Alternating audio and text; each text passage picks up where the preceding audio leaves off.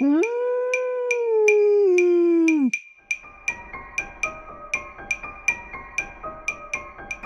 Êtes-vous prêt à voyager des frontières de vos peurs aux limites de vos rêves, à rencontrer des mythes et des légendes, des diables et des anges, à vous laisser conduire sur les chemins de l'étrange? Arcanum Fabulas.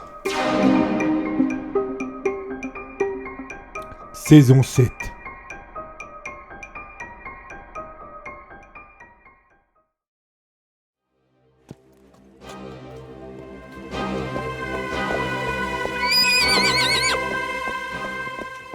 Ce village nous semblait la proie idéale. Quelques paysans égarés au milieu d'une forêt.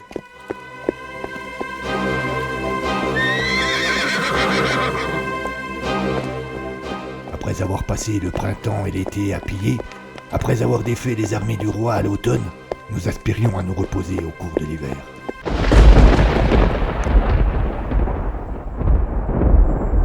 Mais ce village n'était pas un village ordinaire, et son secret va nous mener en enfer. Cernunnos, la naissance du diable. Épisode 28.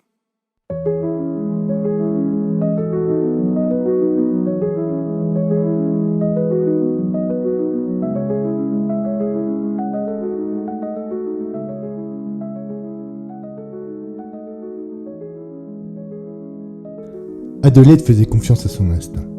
Il sentait que le danger n'était pas loin. Il savait qu'il n'était pas prudent de céder aux appels insistants de Morphée. La lutte était infernale. Les derniers jours avaient été longs et difficiles. Le ciel devint bleu.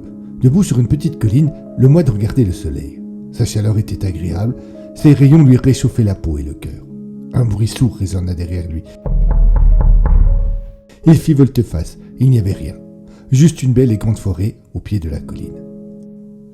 Rassuré, il reprit sa contemplation et reçut de nouveau, avec un plaisir indescriptible, la chaleur bienfaitrice. Le bruit se répéta une fois, deux fois, puis encore une troisième fois.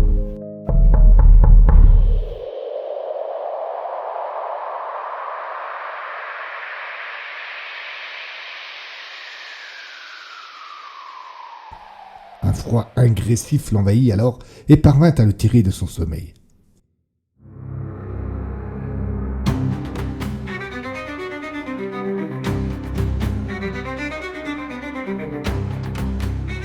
Il retrouva l'univers glacé et sombre de la petite église et comprit alors d'où venaient les coups qu'il avait entendus jusque dans son rêve.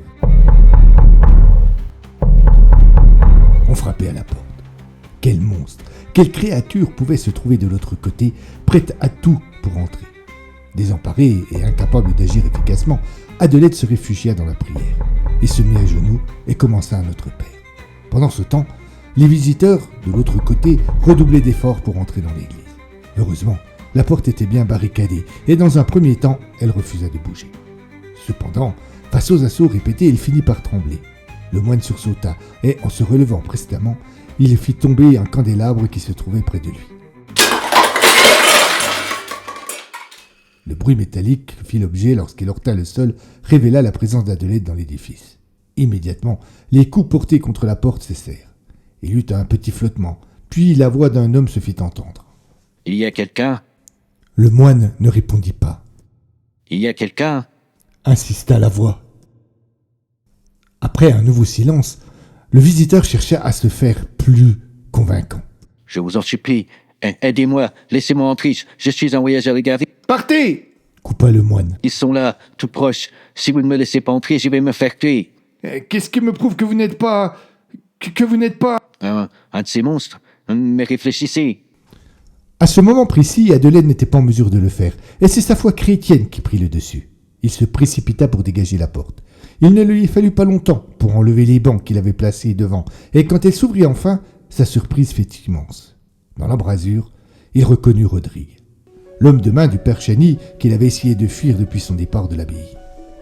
Rodrigue ne perdit pas une seconde. Dès que la porte s'entr'ouvrit, il bondit à l'intérieur de l'église. Lorsqu'il reconnut Adelaide, il n'en fit pas cas. Il y avait plus urgent, bien plus urgent.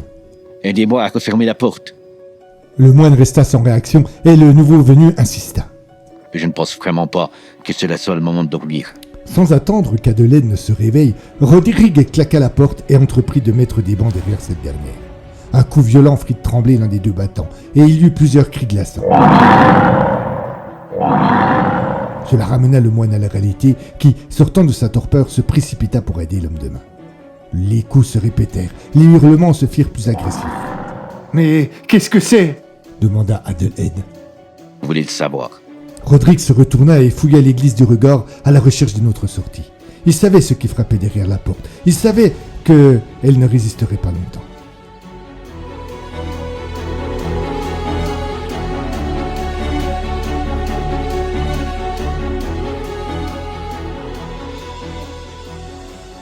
Où mène cette porte là-bas au fond? Je ne sais pas, elle est fermée à clé. On doit absolument l'ouvrir. Rodrigue se précipita et le moine lui emboîta le pas. Malheureusement pour eux, la porte refusa de s'ouvrir malgré la force avec laquelle l'homme de main la manipula. Venez m'aider. Les deux hommes attrapèrent un des bancs qui était posé là et après avoir pris leur élan se jetèrent contre la porte.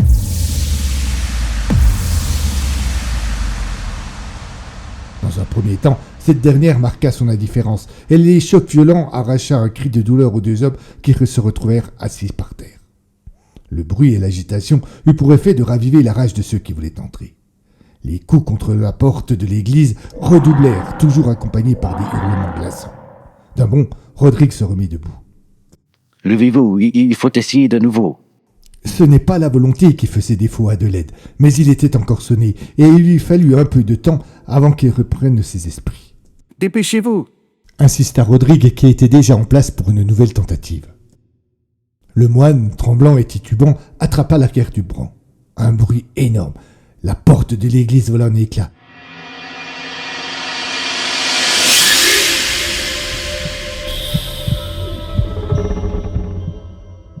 Deux créatures filiformes à la peau grise, au corps marqué de cicatrices et au crâne surmonté de cornes apparurent dans la brasure. Leurs yeux rouges et brillants fouillèrent l'intérieur de l'église. Lorsqu'elles virent les deux hommes, elles ouvrirent leurs gueules remplies de deux rangées de dents acérées et poussèrent un hurlement menaçant. « Dépêchez-vous !» s'exclama Rodrigue en attrapant son épée et en s'apprêtant à se battre. Pour sa part, Adelaide, désemparée, recula jusqu'à la porte toujours close. Les deux monstres savaient que leur proie n'avait aucune échappatoire, et avec un plaisir sadique, elles prirent leur temps pour s'approcher. Chacun de leurs pas était une menace, chacun de leurs cris un avertissement. Adelaide remarqua qu'elles avaient des sortes de racines qui sortaient de leur avant-bras, et ces excroissances répugnantes s'agitaient comme si elles avaient une vie propre. Le moine retint un soudain dégoût, et une envie de vomir lui prit la gorge. « On n'a plus le temps. Vous n'avez pas d'armes? Lui demanda Rodrigue. « Non, Alors restez derrière moi. On va tenter une sortie. mais il y en a d'autres dehors. » Et vous avez une meilleure... Il n'en avait pas, mais n'eut pas la force de répondre. Il se rapprocha donc de l'homme de main qui devenait sa seule chance de survie. Vous êtes prêts? Il le faut bien. À 3. Rodrigue n'eut pas le temps de terminer son compte. Il y eut un bruit derrière eux, le bruit libérateur d'une clé qui tourne dans la serrure. La porte jusque-là close s'entr'ouvrit dans un grincement qui leur parut mélodieux. Un miracle. Comment qualifier cela autrement? Un miracle. L'intérieur de la pièce auquel ce passage salvateur donnait accès était sombre. Impossible de savoir ce qui s'y trouvait, ni même qui s'y trouvait. « Dépêchez-vous !» lança une voix sortant de l'obscurité. Serait-il plus en sécurité de l'autre côté? Impossible d'en être certain, mais au moins ils avaient une chance d'échapper aux deux créatures qui les menaçaient. Ces dernières, en réalisant que leur proie n'était plus à leur merci, fulminèrent de colère et, oubliant le plaisir sadique qu'elles avaient à s'approcher lentement, bondirent littéralement sur Rodrigue et Adelaide. Trop tard, ils avaient déjà passé la porte et cette dernière se referma dans un claquement sec. Ivres de colère et de frustration, les créatures frappaient violemment contre la porte désormais close. Cette dernière, en épais bois de chêne, ne se montrait pas du tout impressionnée par ces attaques et demeurait solide sur ses gonds. Après un court instant, les yeux de Rodrigue et d'Adelaide s'habituèrent à l'obscurité ambiante. Ils virent alors contre la porte une silhouette. « Tout va bien ?» demanda cette dernière. Le cœur du moine se mit à battre plus vite, car il avait reconnu la voix. « Maître ?» Leur sauveur s'approcha d'eux, et ils purent distinguer son visage. Malgré les cernes, et bien qu'il fût grandement amaigri, il s'agissait bien de Willem de Castillon. « Dieu soit loué, vous êtes en vie !»« Oui, mais si nous voulons rester, nous ne devons pas traîner ici. Suivez-moi. » Willem s'était approché de la seule fenêtre de la pièce, une petite lucarne tout juste assez large pour laisser passer un homme. Ils s'étaient penchés à l'extérieur pour s'assurer que rien ne menaçait leur fuite. C'est bon, Avait-il dit en se retournant vers les deux autres. il n'y a pas de danger. Suivez-moi. Sans hésitation, d'un geste étonnamment vif, il avait enjambé l'embrasure et avait disparu à l'extérieur. Avec la même énergie, Rodrigue lui avait immédiatement emboîté le pas. Adelaide, pour sa part, avait suivi avec plus de maladresse. Une fois dehors, le trio avait progressé avec prudence, cherchant à ne jamais se trouver à découvert. Et c'est alors qu'ils longeaient le mur d'une ferme qu'un grognement se fit entendre sans qu'ils parviennent à en définir l'origine. Immédiatement, William leur fit signe de s'arrêter et de ne plus bouger. Il laissa passer un court instant et avec 1000 précautions avança jusqu'à l'angle du mur. Il prit une profonde respiration et jeta un coup d'œil. Avec la rapidité de l'éclair, il se recolla contre le mur, puis il revint à pas de loup vers ses deux compagnons. Il y en a 3, juste de l'autre côté. On n'a pas pouvoir passer par là. Murmura-t-il le plus discrètement possible. 3 quoi? Demanda Adelaide. 3 créatures, comme celles de l'église. Mu par la peur ou la colère, Rodrigue attrapa le bras de Willem de Castillon. Bordel, mais c'est quoi ces monstres? Demanda-t-il d'un ton agressif. Pas le moins du monde impressionné, Willem fixa l'homme de main. Pensez-vous vraiment que ce soit le moment de répondre à cette question? Rodrigue relâcha son étreinte. Non. Certes non.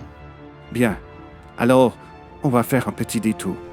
Le prêtre fit revenir tout le monde sur ses pas, puis contourna une autre ferme pour trouver l'abri d'un autre mur qui leur permit d'atteindre la sortie du village sans encombre. Avant de traverser les derniers mètres qui les séparaient encore de la forêt, une nouvelle fois, Willem s'assura qu'il n'y avait pas de risque. Quand ils se retrouvèrent à l'abri des arbres, ils prirent un moment pour retrouver leur souffle.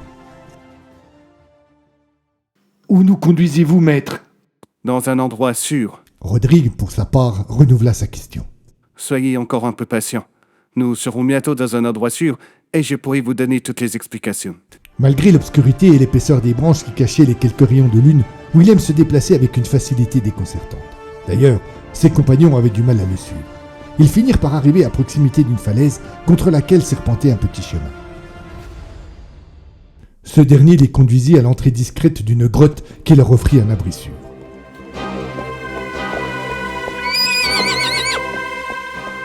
Mais ce village n'était pas un village ordinaire, et son secret va nous mener en enfer. Cernunnos, la naissance du diable.